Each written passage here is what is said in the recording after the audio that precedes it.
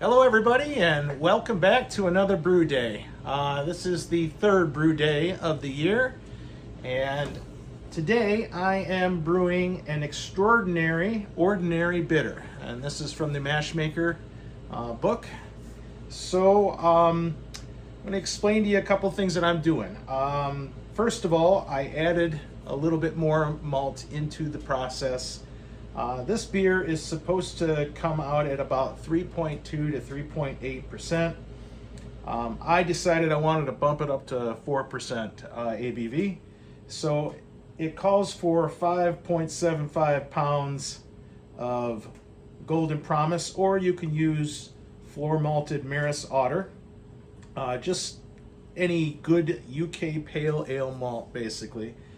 So you have two choices in that regard. I chose Golden Promise because I had some on hand over here, so I didn't have to go out and buy it.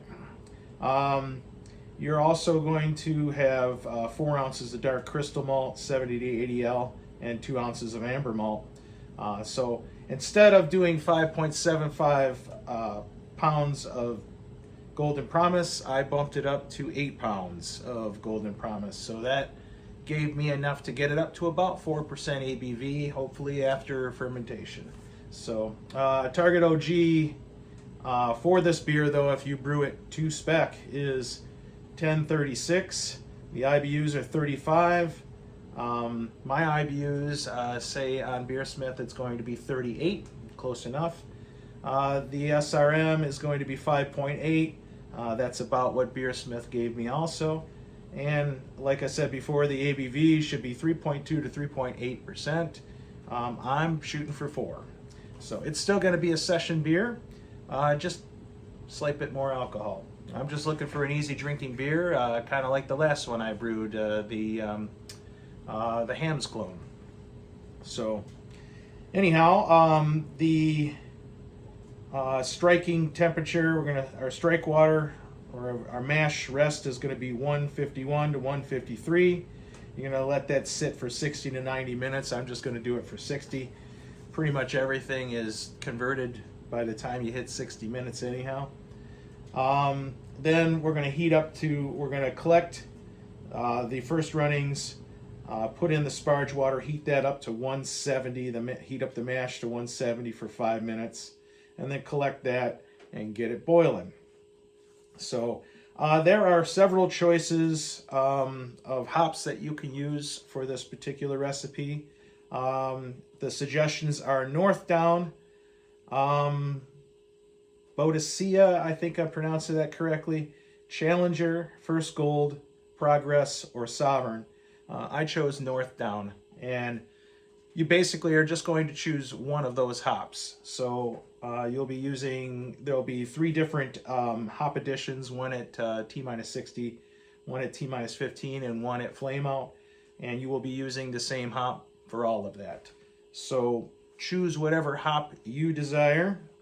I heard good things about Northdown, and I've used First Gold before, but I wanted to try something different. So I went with Northdown.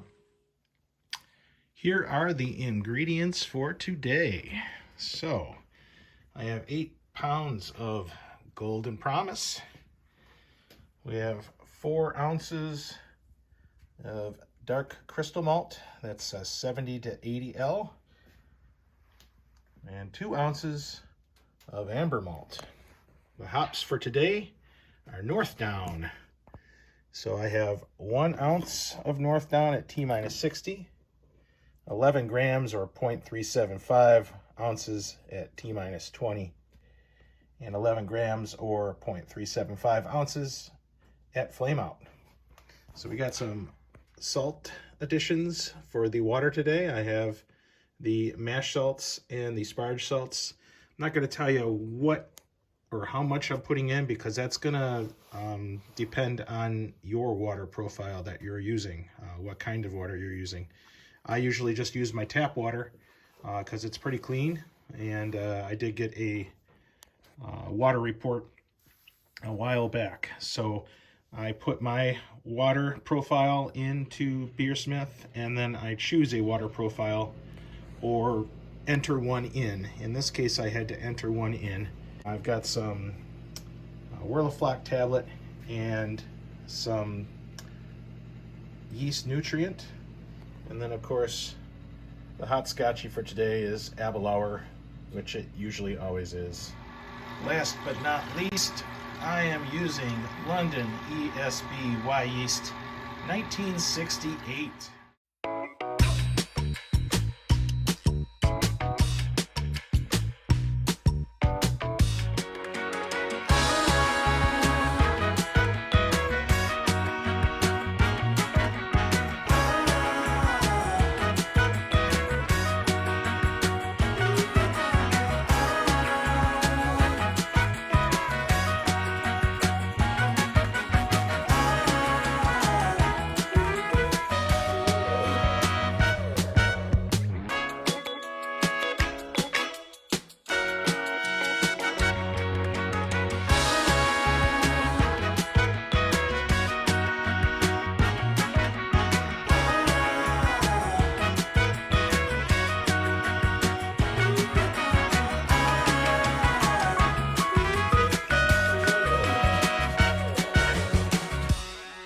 Show you what we got here.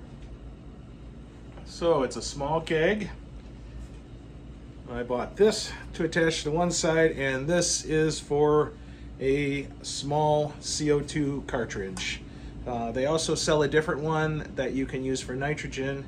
I got this stuff at Northern Brewer the other day.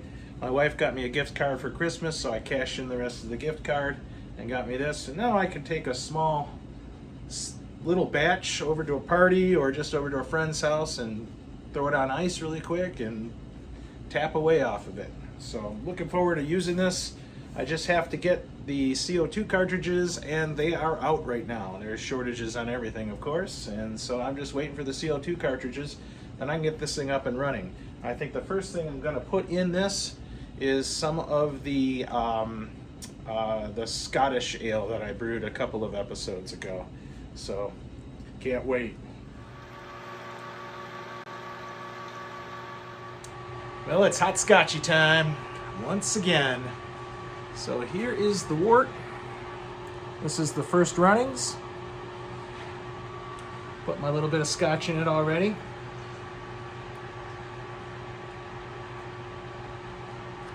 Ooh, delicious. Very bready. Not terribly sweet, but sweet. And once again, the Abelauer Scotch adds a lot to it. The mash is complete, and I have transferred all the wort into the boil kettle, and now I'm getting it up to temperature, or up to boil, before I add the hops. But I just want to let you guys know that first runnings came in at 1.048. Second runnings came in at 1.016. And so blended together, it gave me an original gravity of 1.035. So final gravity, I'm thinking probably will be about 1040, maybe 1042, somewhere in there. So we're right on, if not just a couple of points over, which a couple points over isn't a big deal. Just a teeny bit more alcohol. Just a teeny bit more alcohol.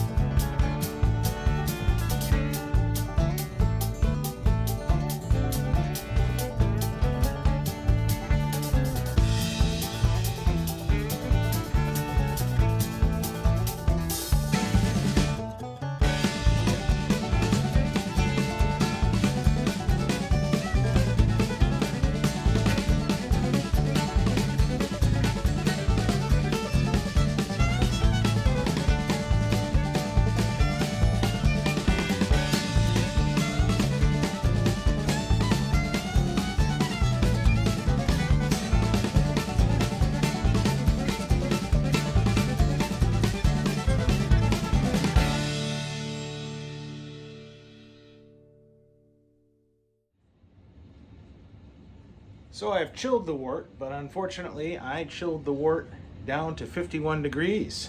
So we got to bump that back up to 66 degrees before we can pitch the yeast.